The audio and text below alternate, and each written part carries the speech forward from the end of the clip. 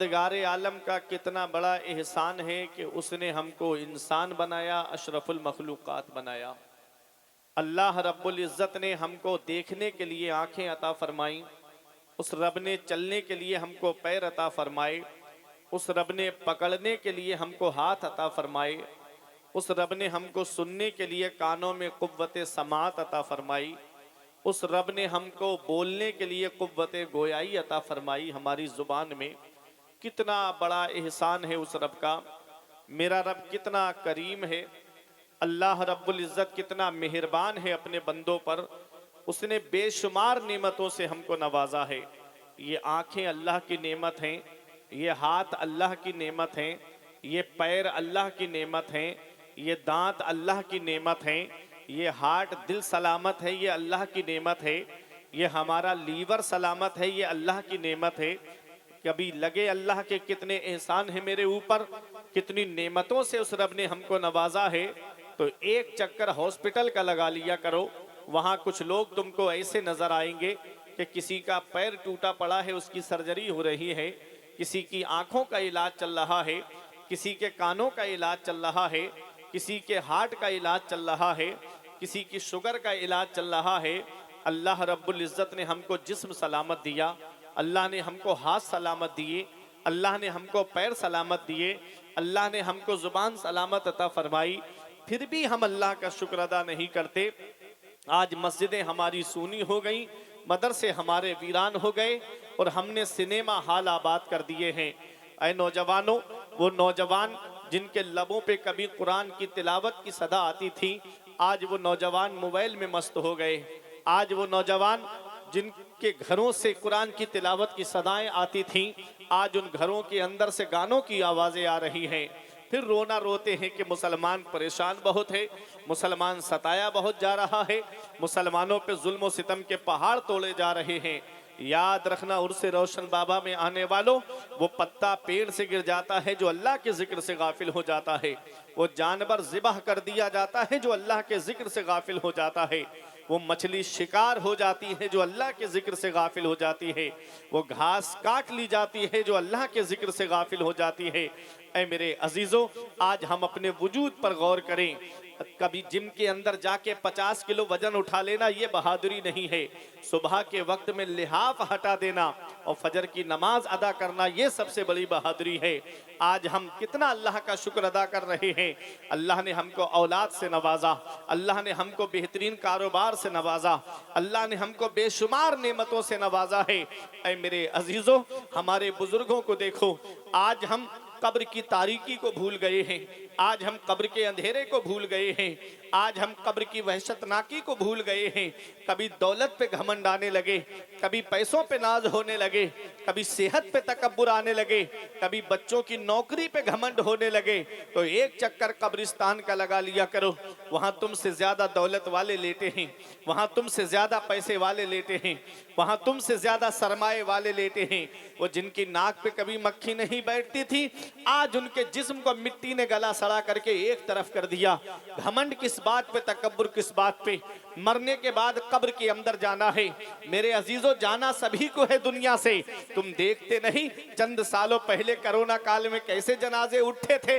अरे बड़े बड़े दौलत वाले, पैसे वाले गंगा नदी के किनारे बेगोरो कफन पड़े हुए थे, घर वाले लेने तक नहीं गए, परिजन उठाने तक नहीं गए, औलाद देखने तक नहीं गई। किस्मत वाला है वो बाप जो औलाद के कांधे पे कब्रिस्तान चला जाए, नसीब वाली है वो औलाद जो बाप के कांधे पे कब्रिस्तान चली जाए, किस्मत वाला है वो रिश्तेदार जो रिश्तेदार के कांधे पे कब्रिस्तान चला जाए। जाना सभी को है दुनिया से, इस हाल में मत जाना अमर डुबा वालों कि इधर जनाजा उठे उधर मोहल्ले के लोग कहें एक जुआरी का जनाजा जा रहा है, एक शराबी का जनाजा जा रहा है, एक अय्याश का जनाजा जा रहा है, आलिमों की बुराई करने वाले का जनाजा जा रहा है, हाफिजों की तौहीन करने वाले का जनाजा जा जा रहा है, मस्जिद और मदरसों में खुराफात फैलाने वालों का जनाजा जा रहा है। इस हाल में मत जाना, बल्कि इस हाल में जाना कि इधर जनाजा उठे, उधर इमाम साहब कहें गद्दार मुस्तफा का नहीं, वफादार मुस्तफा का जनाजा जा रहा है, गुलाम रसूल का जनाजा जा रहा है, आशिक रसूल का जनाजा जा रहा है। जब इस हाल में दुनिया से जाओगे तो यही कहोगे, ये नाज ये अंदाज हमारे नहीं होते, दामन में अगर टुकड़े तुम्हारे नहीं होते, बेदाम ही बिक जाइए बाजारे नबी में, इस शान के सौदे में खसारे नहीं होते, मिलती ना अगर भीख हुजूर आपके दर से, इस ठाठ से मंगतों के गुजारे नहीं होते। अच्छे काम करके जाओ, मुत्तकी बन के जाओ, परहेजगार बन के दुनिया से जाओ। ये दुनिया चंद दिन की है, हम दुनिया में रहने कितने दिन के लिए आए हैं मेरे अजीजों। आज हम अपने रब को भूल गए, आज हम रसूल के फरमान को भूल गए, इसलिए तरह तरह की परेशानियों में आज हम मुब्तला हो गए। मेरे अजीजों, वो मुअज़्ज़ज़ थे ज़माने में मुसलमान होकर, और हम ख्वार हुए तारिक कुरान होकर। दरसे कुरान अगर हमने भुलाया होता, ये ज़माना ना ज़माने ने दिखाया होता। हमें करनी है शहंशाह बतहा की रज़ा जोई, वो अपने हो गए तो रहमत परवरदिगार अपनी, तरीक़े मुस्तफ़ा को छोड़ना है वजह बर्बादी, इसी से कौम दुनिया में हुई बेइक़्तिदार अपनी। ऐ मेरे अजीज़ों, वो 313 थे तो लरसता था ज़माना, आज हम करोड़ों हैं तो करते हैं गुलामी। ये हाल है। आज मैं आपसे पूछना चाहता हूँ, मुझे एक ऐसा शख्स ला करके दिखाओ जिसे मैं किताब में देख करके कहूं कि ये परफेक्ट मोमिन है। एक आदमी ऐसा मुझे ला करके दिखाओ। ऐसे मिलेंगे तो आपको मदरसे में मिलेंगे, ऐसे मिलेंगे तो मस्जिदों के अंदर इमामत करते हुए लोग मिलेंगे, जिनको मैं किताब में देख के कहूं कि हाँ ये परफेक्ट मोमिन है। मेरे अजीजों, जरा तवज्जो के साथ सुनिएगा। चेहरे पे सुन्नते रसूल नहीं, लेकिन मदरसों की बुराई कर रहा है। चेहरे पे दाढ़ी नहीं और आलिमों की तौहीन करता नजर आ रहा है। ये हाल है आज का। अल्लाह अकबर। मैं आपसे पूछना चाहता हूं, आज मदरसों के ऊपर लोगों की नजरें जमी हुई है। हम तो अफसोस इस बात पे करते हैं कि हमारे अपने भी मदरसों के ताल्लुक से जो है जगह जगह बातें करते हुए नजर आते हैं। अभी शराब की दुकान अमाडोबा के किसी चौराहे पे खुल जाए, एक आदमी नहीं कहेगा कि ये गलत हुआ है। जुए के अड्डे खुले जाकर के, एक आदमी नहीं कहेगा कि ये गलत हुआ है। और अभी एक मदरसा खुल जाए, कहेंगे क्या जरूरत थी मदरसे की, फला जगह पढ़ाई हो तो रही थी, फला जगह बच्चे पढ़ तो रहे थे, फला जगह ट्यूशन के पढ़ाने के लिए मौलाना साहब घरों पे आ तो रहे थे, क्या जरूरत थी मदरसा खुलने की। ये मदरसे ही पे सबकी नजरें क्यों लगी रहती है। जिसको देखो मदरसे पे नजरें टिकी हुई है, जिसे देखो वो मदरसे के ताल्लुक से बोलता नजर आता है। ये मदरसे क्या है मेरे अजीजों, ये मदरसे तुम्हारी जरूरतों का नाम है, ये मदरसे तुम्हारी उमंगों का नाम है। जिस दिन ये मदरसे बंद हो गए, उस दिन मुसल्ले पे इमाम नसीब नहीं होगा। जिस दिन मदरसे बंद हो गए, उस दिन जनाजे रखे रह जाएंगे, नमाज जनाजा पढ़ाने वाला तक नसीब नहीं होगा। ऐ लोगों, तुम क्या समझते हो, जब बच्चा पैदा होता है तो कान में अजान देने के लिए मदरसे ही का तो आलिम या हाफिज जाता है, और जब उसकी शादी हो जाती है तो उसका निकाह पढ़ाने के लिए मदरसे का ही पढ़ा हुआ आलिम या हाफिज आता है, और जब उसका इंतकाल हो जाता है तो नमाज जनाजा पढ़ाने के लिए भी मदरसे ही का आलिम या हाफिज जाता है। क्या समझे, मौलवी हाफिज तुम्हारे पैदा होने से लेकर के मरने तक की जरूरत है, और सिर्फ मरने तक की नहीं बल्कि मरने के बाद तक की जरूरत है। 10वें की फातिहा में कौन आता है, डीजे की फातिहा में कौन आता है, 20वें 30वें 40वें की फातिहा में कौन आता है, अरे बरसी में कौन आता है फातिहा देने के लिए। पता चला कि मौलवी और हाफिज तुम्हारी जरूरतों का नाम है। मेरे अजीजों, आप तवज्जो के साथ सुनिएगा। इन मदरसों को हिकारत की निगाह से ना देखो, इन मदरसों को जिल्लत की निगाह से ना देखो। आज आदमी सोचता है कि अगर मैं मौलाना से बात करूंगा, हाफिज साहब से बात करूंगा या कारी साहब से बात करूंगा, कहीं ऐसा ना हो कि ये रसीद लेकर मेरे घर पे आ जाएं, कहीं ऐसा ना हो कि ये चंदा मांगने मेरे घर पे आ जाएं। एक आदमी अमाडोबा का ऐसा मुझे दिखा दो कि जिसने कभी भी एक आदमी ऐसा लेकर के आओ, इतने मदरसे चलते हैं तुम्हारी बस्ती में और कुर्बो जवार में। मेरे अजीजों, मैं आपसे पूछना चाहता हूं, तवज्जो के साथ सुनिएगा, एक आलिम या हाफिज ऐसा दिखाओ जिसने मस्जिद में खड़े होकर कहा हो कि मेरे घर की चारपाई टूट गई है, मेरे घर के लिए एक चारपाई दे दो, या मेरे घर का नल खराब हो गया है, मेरे घर के लिए नल लगवा दो। एक आदमी ऐसा दिखाओ जिसने अपने घर के लिए तुमसे मांगा हो। एक आदमी हाफिज या आलिम ऐसा दिखाओ जिसने अपने घर के लिए तुमसे चंदा किया हो। अगर मांगा है तो मदरसे के लिए मांगा है, मांगा है तो मस्जिद के लिए मांगा है।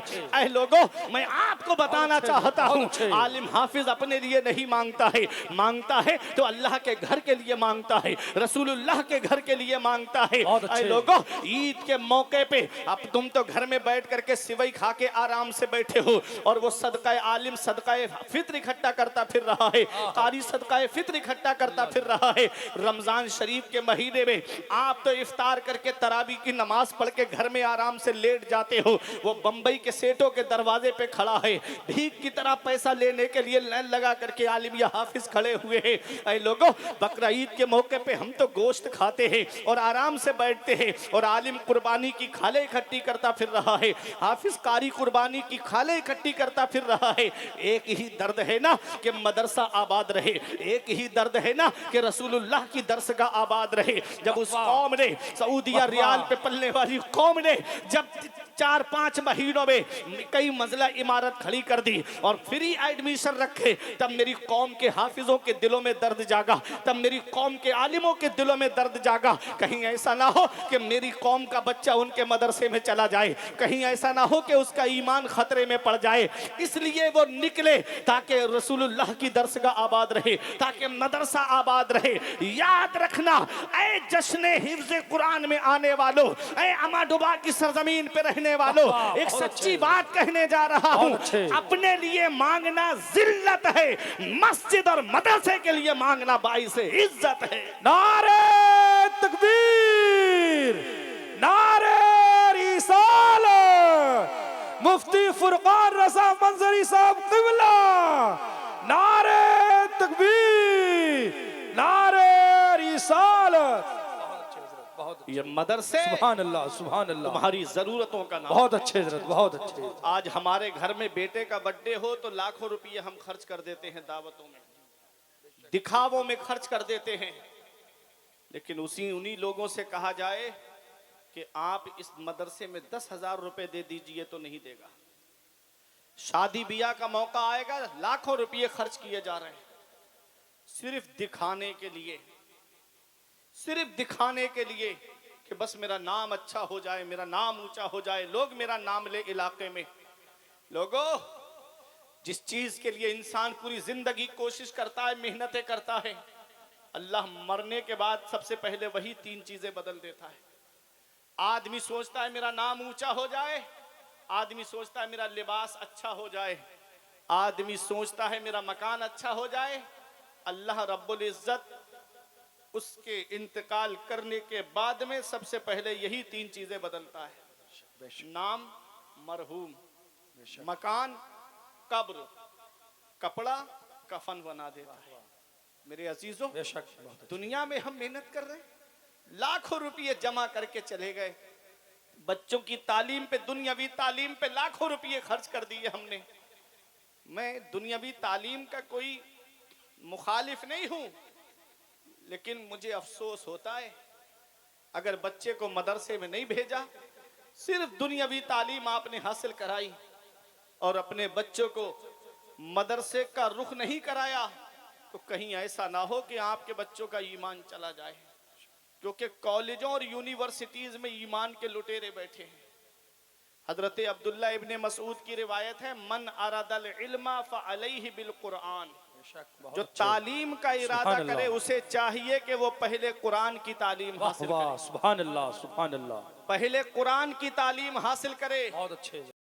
अगर कुरान की तालीम हासिल नहीं की आपने, सिर्फ दुनियावी तालीम हासिल की, इमाम गजाली फरमाते हैं ऐसी औलाद कयामत के दिन अपने बाप को खींच के लाएगी रब की बारगाह में, कहेगी मौला मेरा बाप मुझे भूखा रखता ये गवारा था, मेरा बाप मुझे नंगा रखता ये गवारा था, मेरे बाप ने मुझे कुरान नहीं पढ़ाया, जिसकी वजह से मैं जायज़ और नाजायज़ में फ़र्क ना कर सका, हलाल और हराम को नहीं समझ सका।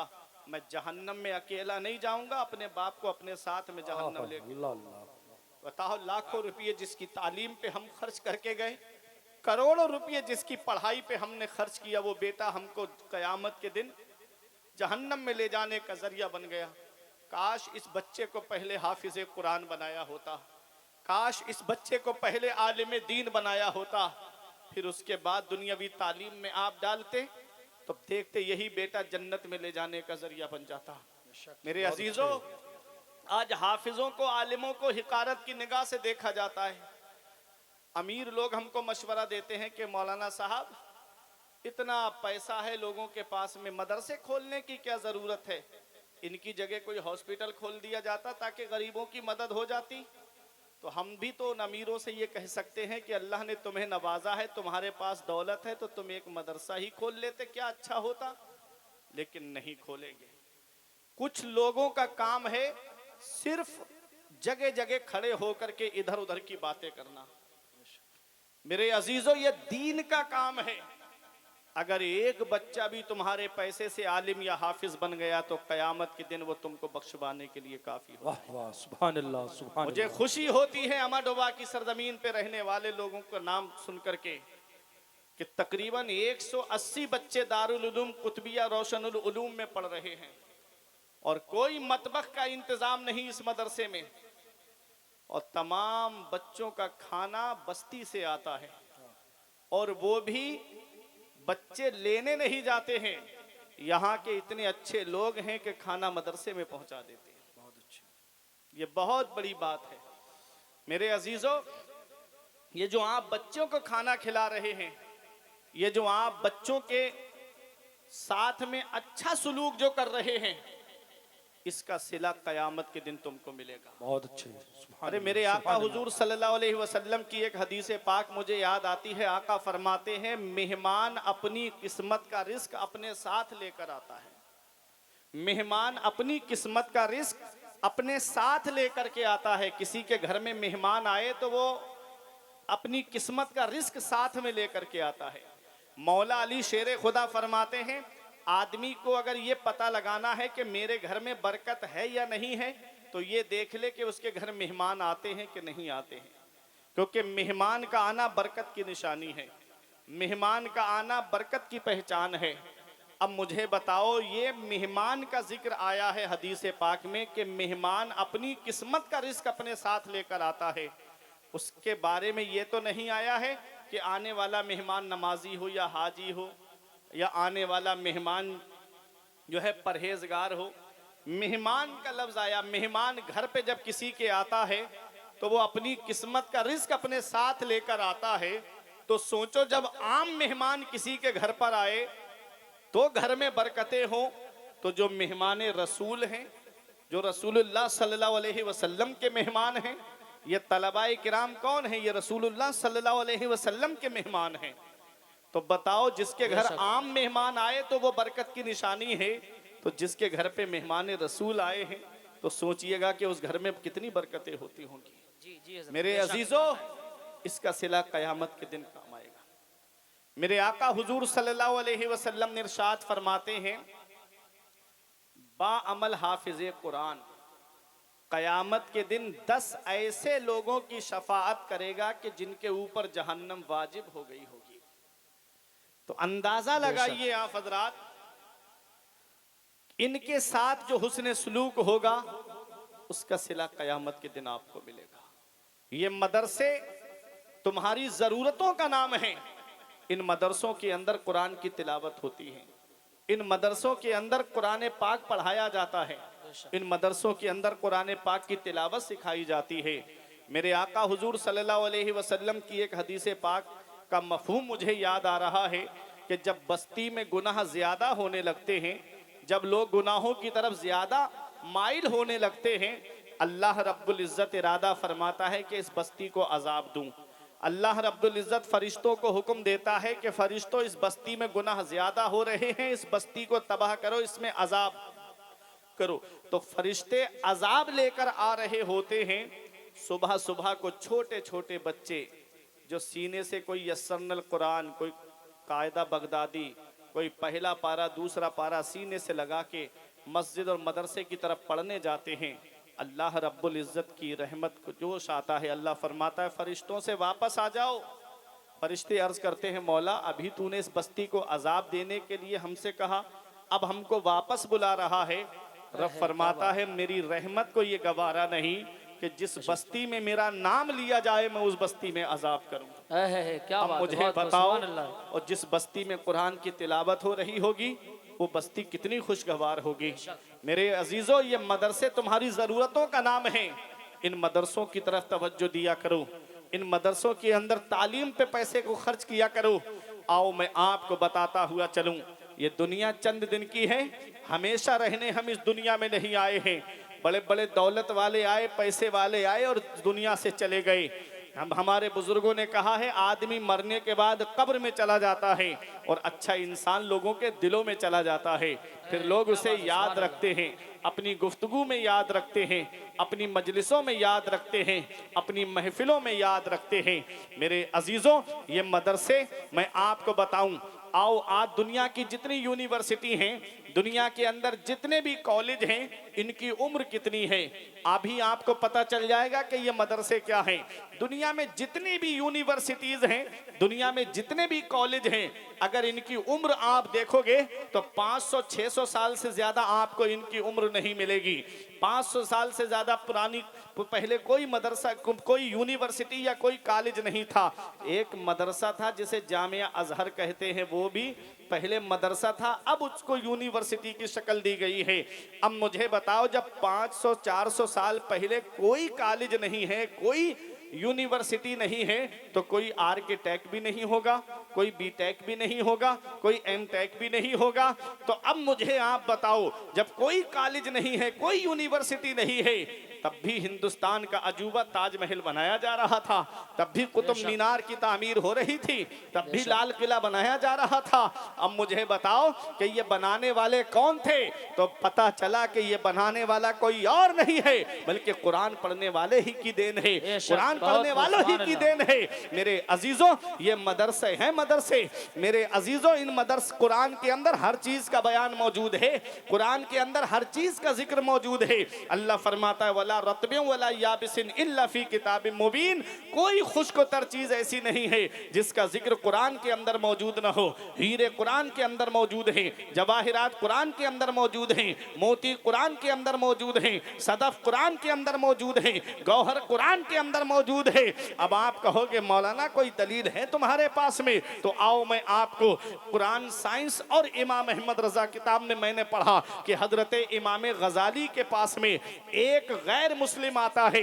देखो, मुसलमान नहीं है बल्कि गैर मुस्लिम है, और आकर के क्या कहता है, कारी निसार साहब आके कहता है इमाम गजाली से, इमाम गजाली से कहता है हजरत मैंने आपका कुरान पढ़ा है। आपने फरमाया क्या पढ़ा उसमें? कहा मैंने कुरान में पढ़ा है और आपका दावा भी है कि कुरान के अंदर हर चीज का बयान मौजूद है। आपने फरमाया बेशक कुरान के अंदर हर चीज का बयान मौजूद है। उसने कहा तो आप मेरे एक सवाल का जवाब दीजिए। आपने फरमाया तेरा सवाल क्या है? उसने कहा कि मैं कुरान पढ़ रहा था और मैंने सूरह यासीन शरीफ को पढ़ा और उसके अंदर मैंने सितारों की चाल का जिक्र पढ़ा। इमाम गजाली हैरत से देखने लगे कि ये गैर मुस्लिम है और कुरान पाक को पढ़ता है। अब मैं आपसे पूछना चाहता हूं, देखो आज हम कुरान पढ़ते हैं तो रस्मी तौर पे कुरान पढ़ते हैं, आज हम कुरान पढ़ते हैं तो उस कुरान को रस्मी तौर पे पढ़ा और पढ़ करके रख दिया, और जब गैर कुरान पढ़ता है तो उसमें से कुछ रुमूज़ व असरार तलाश करने के लिए पढ़ता है,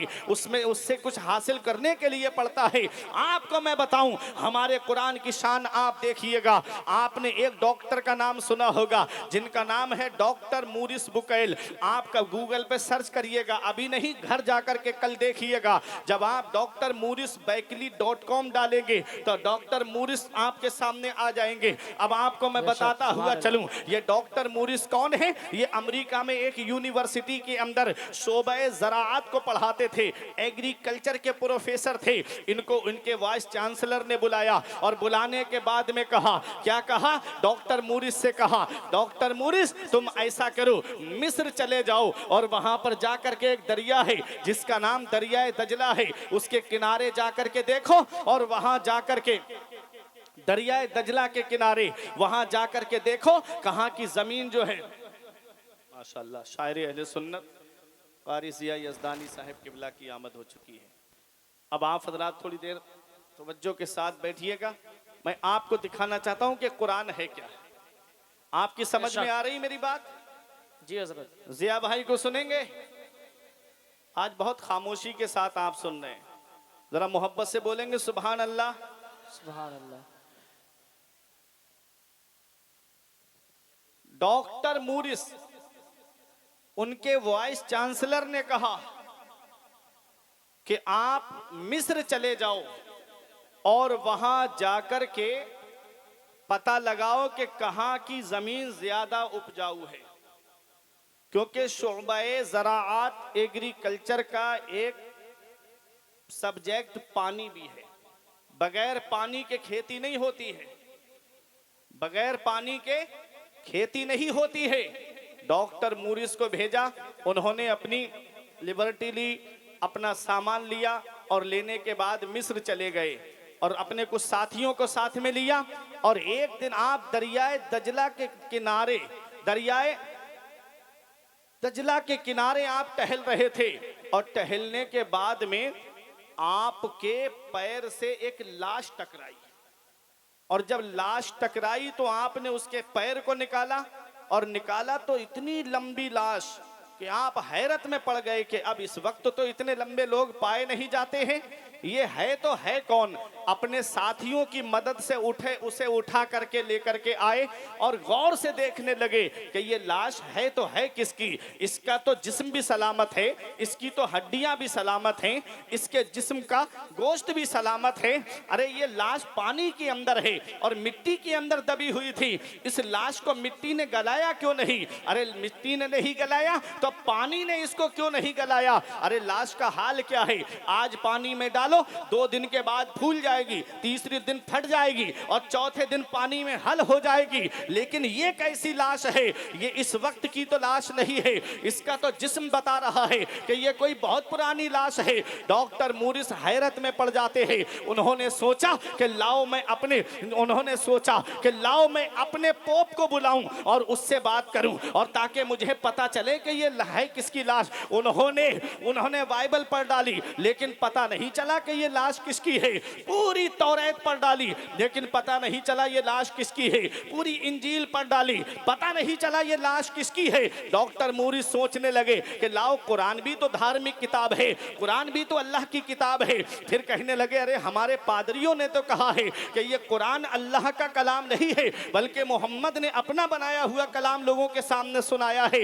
यही बात पादरी कहते थे और यही बात मक्के के काफिर कहते थे कि मोहम्मद चंद जुमले अरबी के जोड़ करके हमारे सामने लेकर आ जाते हैं और हमसे कहते हैं कि ये अल्लाह का कलाम है। तो सुनो, जब कुफारे मक्का ने ये कहा कि ये अल्लाह का कलाम नहीं है बल्कि मोहम्मद का अपना बनाया हुआ कलाम है, तो सबसे पहला चैलेंज जो किया गया है कुरान में वो 15वें पारे में है। अल्लाह ने फरमाया कुल्ला इन इज्तमाअतिल इंसु वल जिन अला अन यातू बिमिस्ली हाज़ल कुरान ला यातूना बिमिस्ली वलो काना बादुहुम लिबादिन ज़हीरा। अल्लाह फरमाता है अगर तमाम इंसान और जिन्नात जमा हो जाएं इस बात पर के इस कुरान की मिसल किताब ले आए, अल्लाह फरमाता है महबूब ये हरगिज नहीं ला पाएंगे, चाहे एक दूसरे की मदद क्यों ना करे, चाहे एक दूसरे का ताउन क्यों ना करे।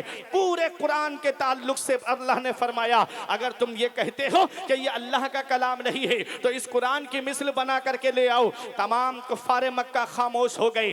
अब चैलेंज हल्का कर दिया गया। अल्लाह ने दूसरा चैलेंज फरमाया, अल्लाह ने फरमाया महबूब ये पूरा कुरान क्या ला पाएंगे? इनसे कह दो कुरान में 114 सूरतें हैं, उनमें से 10 सूरतों की मिसल बना करके ले आए। बेअशरे सुवर मिस्लिही मुफ्तरायात, 10 सूरतों की मिसल बना करके ले आए। कुरान अल्लाह का कलाम है। मेरे अजीजों, वो 10 सूरतों की मिसल नहीं ला पाए। अल्लाह ने और चैलेंज हल्का कर दिया। अल्लाह ने फरमाया, महबूब इनसे कह दो, व इन कुंतुम फी रैबिम मिम्मा नज़्ज़लना अला अब्दिना फ़अतू बिसूरतिन मिन मिस्ली। इनसे कह दो कि ये शक में है जो हमने अपने बंदे पर नाजिल फरमाया है। इनसे कह दो कि कुरान के अंदर 114 सूरतें हैं, एक सूरत की मिसल बना करके ले आओ। कुरान में सबसे छोटी सूरत इन्ना आतैना कल कौसर है, उसे लिख के काबे की दीवार पे टांग दिया गया और ऐलान कर दिया गया, इसकी मिसल बना करके ले आओ। जो भी आए पढ़े और वापस चला जाए। एक बहुत बड़ा अरबी अदब का शायर था, उसे पकड़ करके लाए, जो बादशाहों के दरबार में फिलबदी अरबी में अशार कह देता था। कहा कि अगर तूने चंद जुमले भी जोड़ दिए अरबी के तो हम सीना तान के कहेंगे मोहम्मद से कि ये अल्लाह का कलाम नहीं है बल्कि तुम्हारा अपना बनाया हुआ कलाम है। जब उस शायर को लाया गया और काबे की दीवार के साए में खड़ा करके कहा इसकी मिसल बना दे, उसने पढ़ा इन्ना आतैना कल कौसर, तब बेसाख्ता पुकार के कहता है हाजल कलामो लैसा बेबशर, ये कलाम किसी इंसान का नहीं है, ये तो खुदा का कलाम है। तेरे आगे यूं है दबे लचे फुसहा अरब के बड़े बड़े, तेरे आगे यूं है दबे लचे फुसहा अरब के बड़े बड़े, कोई जाने के मुंह में जुबान नहीं, नहीं बल्कि जिस्मों में जान है। नारे तकबीर, नारे रिसालत, मसलके आला हजरत, मसलके आला हजरत, बस्ती बस्ती करिया करिया, बस्ती बस्ती करिया करिया, नारे हैदरी। तो कुरान अल्लाह का कलाम है, कुरान अल्लाह का कलाम है। डॉक्टर मूरिस कहते हैं कि लाओ कुरान भी तो देख लिया जाए। तवज्जो दीजिएगा, आपका ईमान ताजा हो जाएगा। हमारे कुरान की शान देखो। डॉक्टर मूरिस ने एक आलिम साहब को बुलाया जो कुरान का तर्जमा भी करते हुए चले। पहला पारा पढ़ा, दूसरा पारा पढ़ा। डॉक्टर मूरिस से आलिम साहब ने कहा मतलब मिला, नतीजा आया?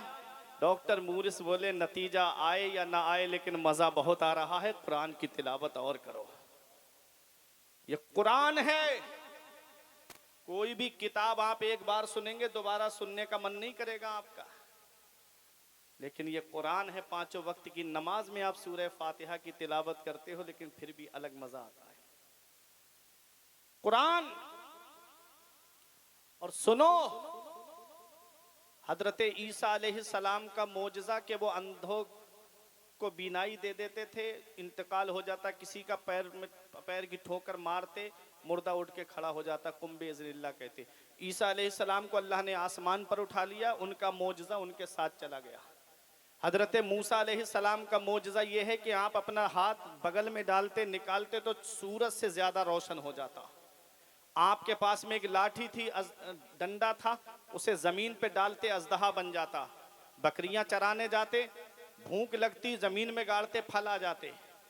आप लेटने के लिए जब आप चलते तो वो आपका डंडा, आपका असा, आपका तकिया बन जाता। हजरत मूसा अलैहिस्सलाम दुनिया जाहिरी से तशरीफ ले गए, उनका मोजज़ा उनके साथ चला गया। हजरत दाऊद अलैहिस्सलाम का मोजज़ा ये था कि वो लोहे को हाथ में पकड़ते तो मोम हो जाता। आप दुनिया जाहिरी से तशरीफ ले गए, उनका मोजज़ा उनके साथ चला गया।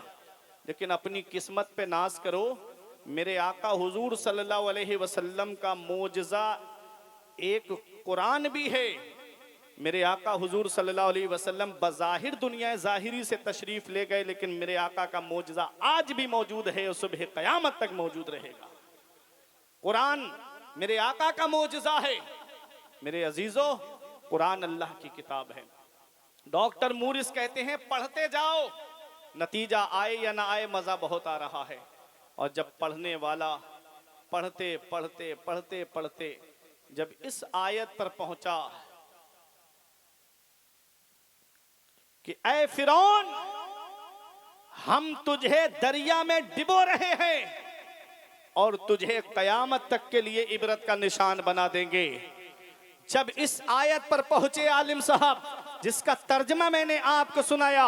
मेरे अजीजों, डॉक्टर मूरिस कहते हैं बस रुक जाओ, मैं जान गया कि ये लाश किसी और की नहीं है बल्कि ये फिरौन की लाश है। आज भी मिस्र के म्यूजियम में रखी हुई है फिरौन की लाश, और दुनिया वालों को बता रही है कि जो तकब्बुर करते हैं, जो घमंड करते हैं, जो लोगों पर जुल्म करते हैं, अल्लाह उनको इबरत का निशान बना देता है।